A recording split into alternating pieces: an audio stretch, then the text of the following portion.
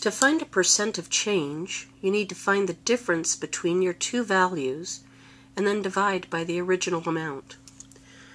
The original amount in this problem is $20. The new amount is $30. So first of all, I recognize the fact that my price increased.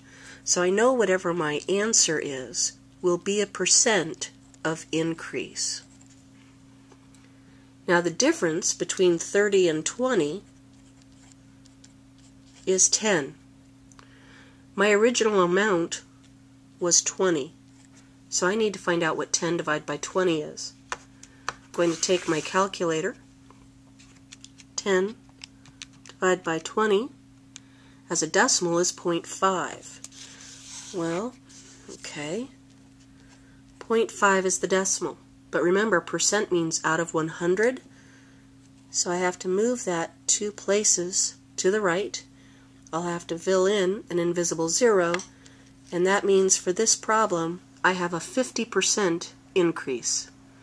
Your job now, do the same type of arithmetic on problems 1, 2, and 3.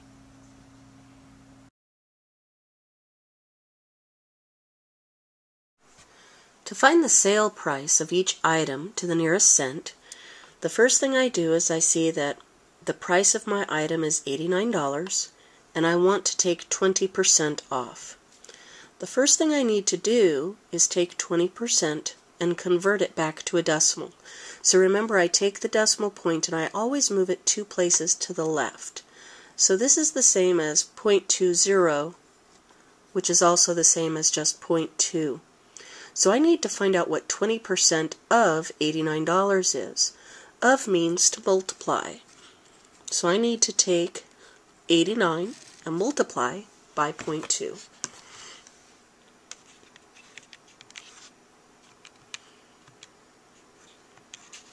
That's 17.8. Well, this is representing money, and money should always have 2 numbers after the decimal point. So in other words, I'm taking off $17.80.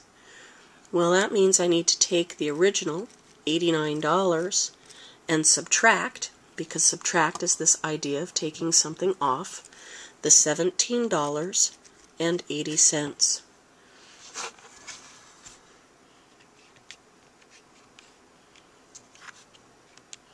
And I get $71.20.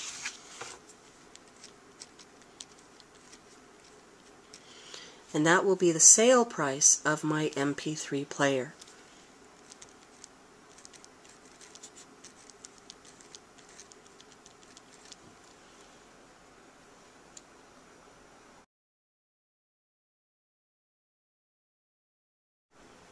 To find the selling price of each item, I'm going to start with the beginning of amount, $225.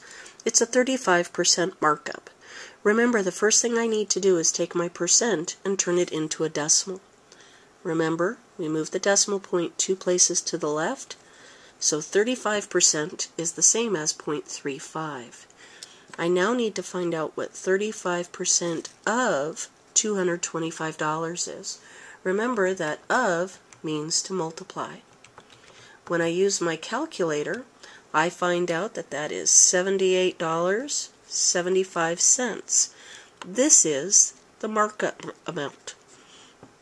Well, markup means to add.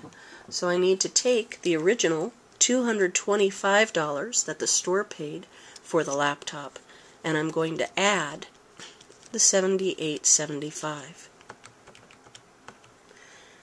When we do that, we find out that the store is going to charge us $303.75. That will be the selling price.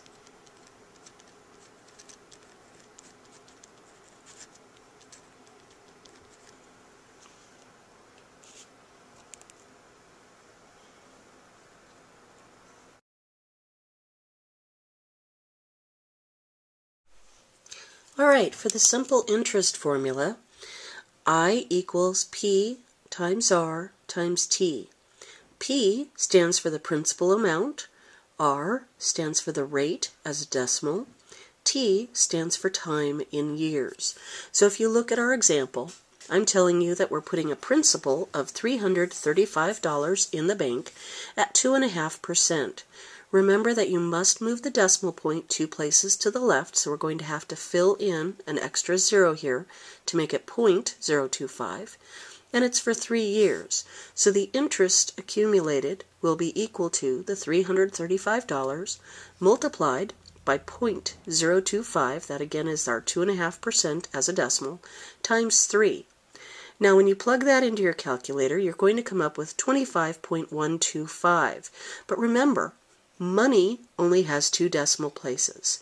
5 traditionally causes us to round up, so we're going to say that we've earned $25.13 in interest. Good luck with problems 8 and 9. Be careful on number 9. Notice that your amount of time is in months. Think about how many months there are in a year and create a fraction. You can do it.